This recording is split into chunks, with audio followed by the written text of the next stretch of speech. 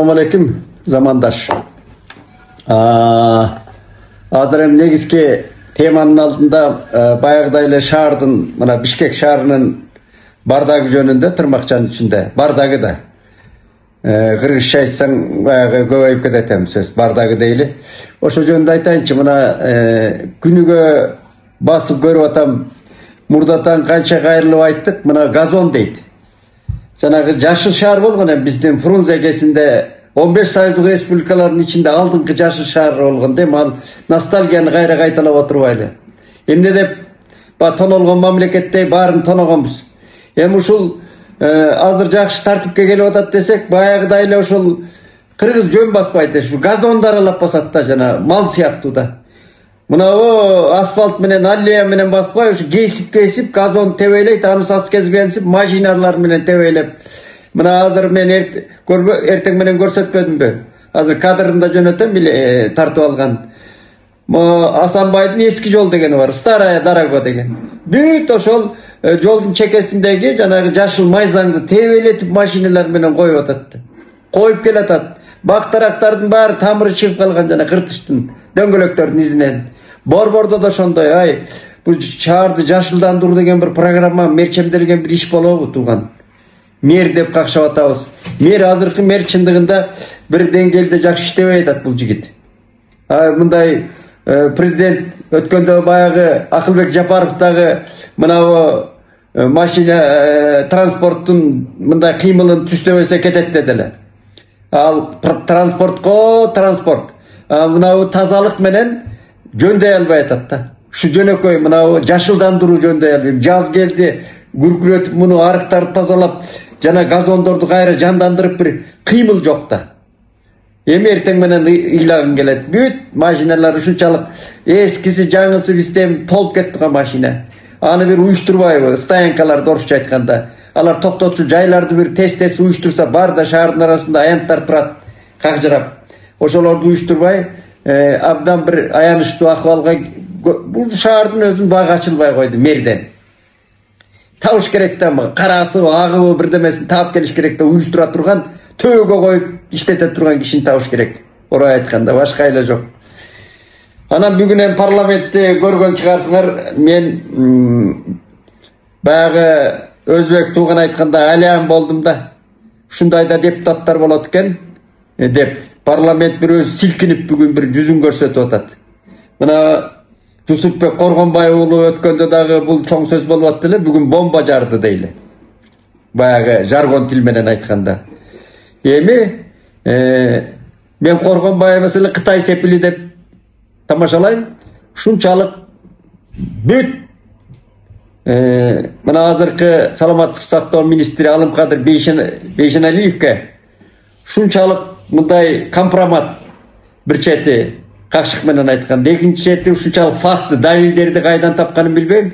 Бир целый сыруу иштеп чыккан го муну. Мындай айтканда, бир депутаттын колунан келбейт го мындай иш.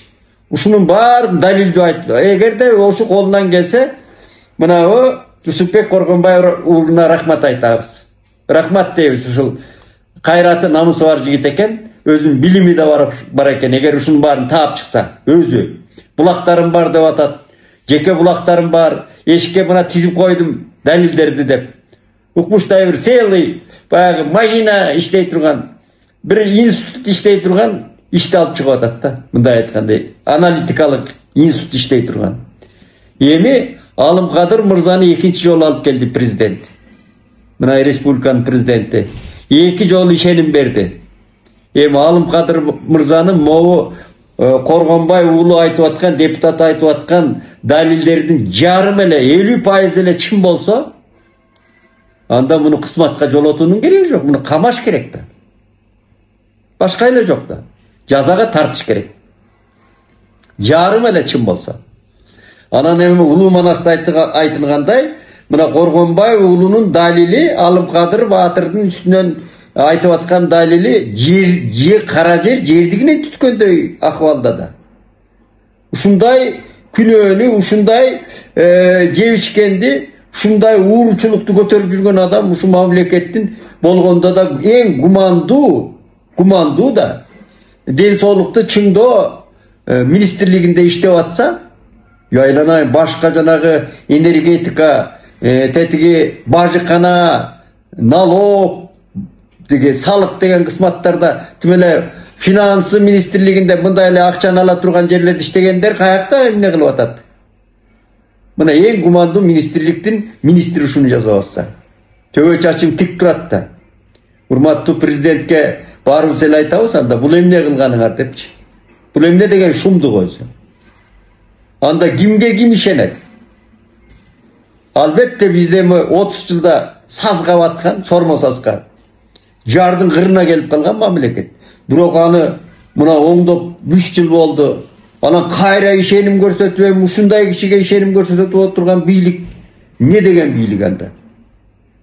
Эмнени ал баягы президенттик аппарат, бер жакы министрлер кабинети, анын үстүндө көзөмөлдөгөн министрлер кабинетинин канча орун басары, 4 орун басары барбы? Алар эмнени карайт? УКМК, урматтуу Ташиев, Камчыбек мырза, а кишинин колу бардыгына жетип атпайбы? Анан мындай фактыларды карап отуруп, биз бер жактагы журналист, анан карапайым эл төбө чач тик туруп атат. Бул өтө коркунучтуу симптом, сигнал, тревога. Ушинтип эле айтууга туура келет. Саламатта бололу.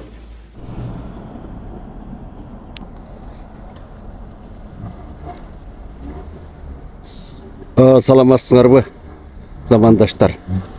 Мына биз басып бараткан бул жагы Асанбай кичи району, бул жагы 11-чи кичи район. Эски жол деп коет, старая дорога деп коет го.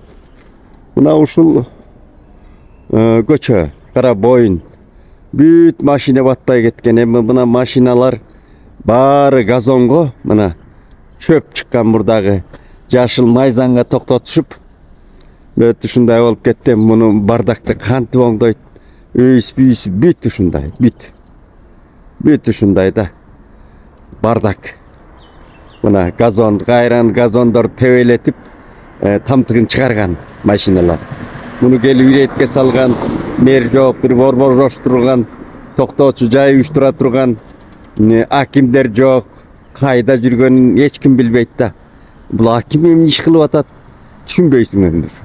Бүт шаардын газондору жашылдандыруу талкаланып, күндөн күнгө талкаланып атат.